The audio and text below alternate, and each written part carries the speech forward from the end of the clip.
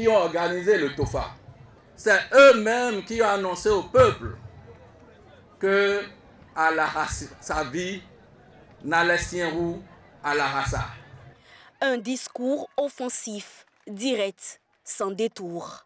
Judicaël Roch-Ouanou enchaîne les piques. Pas de demi-mesure.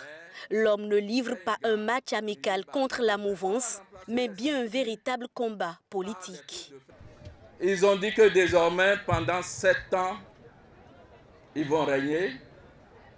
Mais sur les 7 ans, pendant 6 ans, nous n'allons plus parler. Pourtant, on dit au commencement était la parole. Et la parole était Dieu. Mais on va nous priver de Dieu pendant 6 ans. Et nous, on voulait vous dire que jamais cette constitution ne pourra être mise en vigueur ou ne pourra continuer au Bénin si vous votez pour nous. C'est l'ultime combat et les vrais opposants du Bénin ont compris. Mais Roch-Ouanou a-t-il toujours été un opposant? A-t-il toujours évolué dans l'arène politique?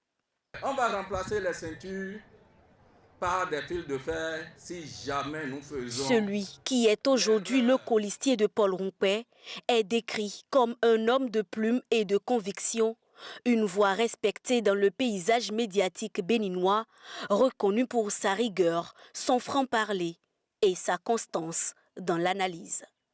Roch-Ouanou, au-delà du fait qu'il est un professionnel des médias, c'est un homme très discret, très humble et très efficace dans son travail en matière de communication. C'est un personnage atypique parce que généralement, il n'aime pas les projecteurs. Il reste hors des projecteurs et il travaille pour que les autres puissent quand même être mis en lumière. Membre du bureau politique de la FCBE, il officie également comme consultant média au sein du parti. En octobre 2025, il est désigné colistier du principal candidat de l'opposition. Nous savons que nous allons gagner partout.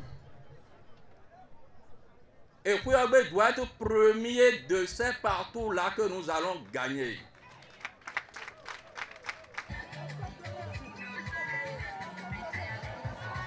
Désormais bras droit de Paul Rompé, Roch-Ouanou s'impose comme une figure politique en pleine ascension.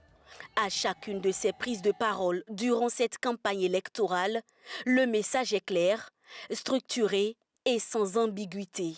Pour lui, il est hors de question de laisser la mouvance présidentielle conserver le pouvoir à l'issue du scrutin du 12 avril prochain.